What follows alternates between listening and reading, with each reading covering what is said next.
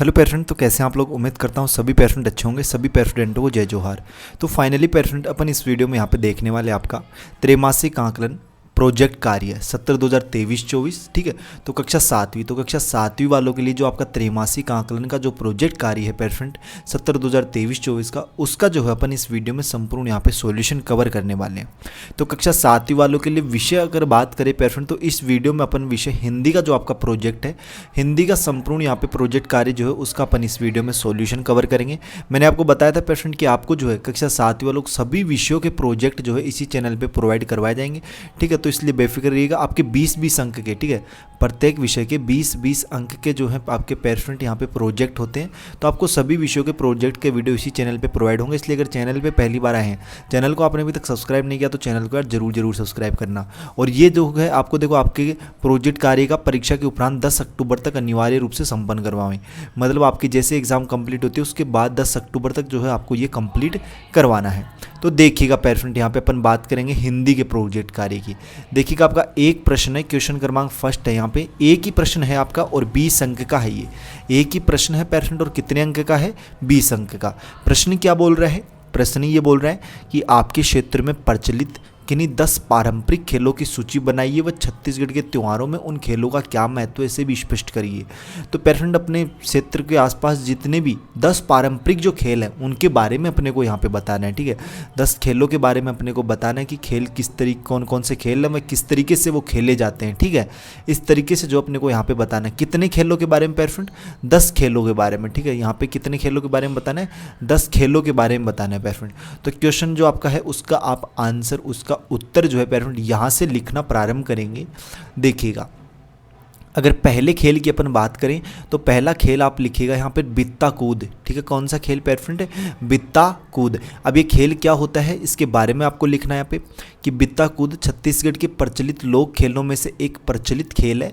बित्ता कूद ऊंची कूद का ही रूप है। इस खेल के दो ही की जोड़ी या सिंगल भी खेला जाता है। जब एक जोड़ी बैठकर पैर और बीते की मदद से ऊंचाई को बढ़ाते जाते हैं, बाकी जोड़ी बारी बारी से उस ऊंचाई को कूदते हैं।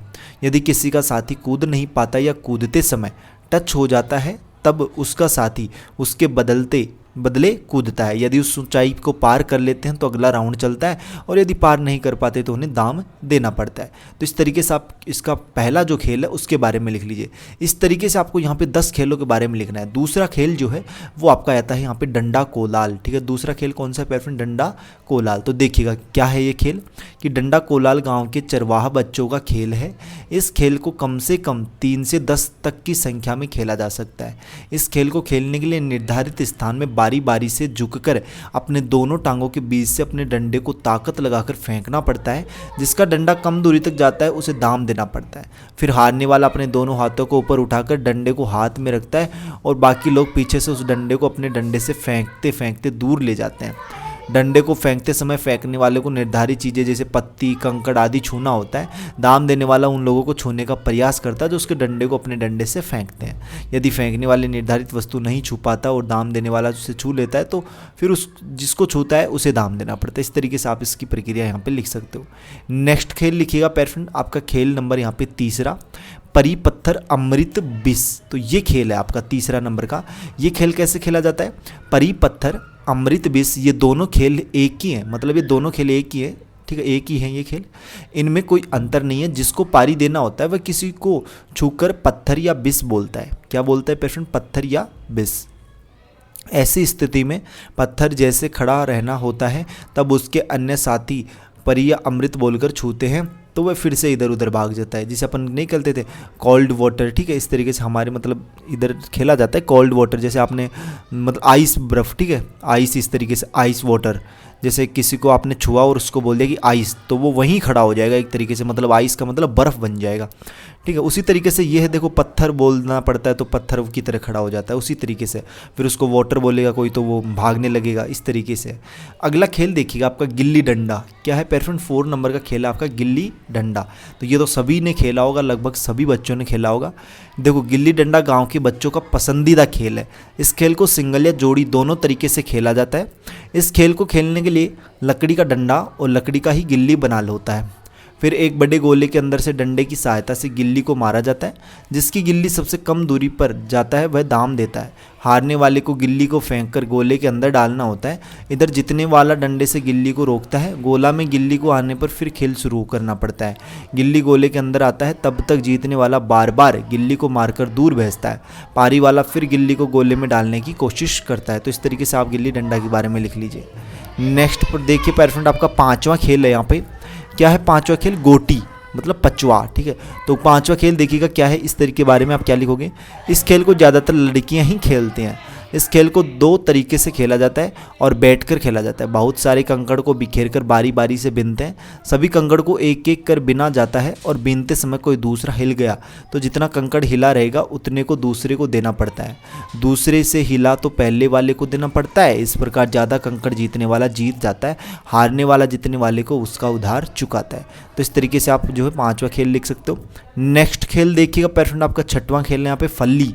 ठीक, क्या नाम है खेल का? फल्ली नाम है। ठीक है, और पेशेंट आपको नेक्स्ट वीडियो कौन से प्रोजेक्ट की चाहिए वो भी आप कमेंट बॉक्स में जरूर बताइएगा। मतलब वैसे तो सभी अपलोड होंगे, सभी विषयों के मिलेंगे आपको, लेकिन पहले कौन से सब्जेक्ट की चाहिए वो इस तरीके से आपको पूछा जा रहा है, तो आप कमेंट बॉक्स में जरूर लिख दीजिएगा। देखो, इस खेल को 5 लोग मिलकर खेलते हैं। बीच में खरपेल का टुकड़ा रखा होता है जिसे बचाते हुए पारी वाला चारों तरफ को फली बोलते हुए पूरा करता है। इस बीच में चारों खानों में खड़े खिलाड़ी उस खरपेल को चुराकर अपने अन्य 3 साथियों को बांटता है। यदि दाम देने वाला उसे छू लेता है तो उसे दाम देना पड़ता है। तो इस तरीके से जो है पेरेंट आप इस खेल के बारे में जो है आप यहाँ पे लिख सकते हो। 7वां खेल देखिएगा आप, नंदी पहाड़ अंधियारी अंजोरी। तो इस खेल के बारे में भी आप ये पैराग्राफ यहाँ पे लिख सकते हो पेरेंट। देखो 20 अंक का प्रश्न है आपका। कितने अंक का है? 20 अंक का, इसलिए आंसर काफ़ी लंबा है इसका मतलब। और लिखना ही तो आपको आंसर मैंने प्रोवाइड करवा दिया, बस आपको खेलों के बारे में लिखना है यहाँ पे।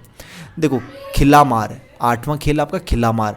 ये क्या होता है कि खिला मार खेल में एक कील को पारी वाले को छोड़कर सभी बारी बारी से मार मार कर जमीन में गड़ाते हैं और फिर सभी आसपास छिप जाते हैं। पारी वाला कील को जमीन से निकालता है और सभी को ढूंढता है। जो पहला मिला होता है उसे दाम देना पड़ता है। यदि कोई नज़रों से बचकर कील के पास बने गड्ढे में थूक देता है तो पुनः उसे ही दाम देना पड़ता है। नेक्स्ट खेल देखिएगा आपका बांटी। ठीक है, कच्चा को ही बांटी कहा जाता है। बांटी खेल को कई तरीके से खेला जाता है, 10, 20, 30। तो इस तरीके से आप जो है इसके बारे में भी लिख सकते हो। नेक्स्ट खेल देखिएगा आपका भौरा, लास्ट खेल है, 10वां खेल।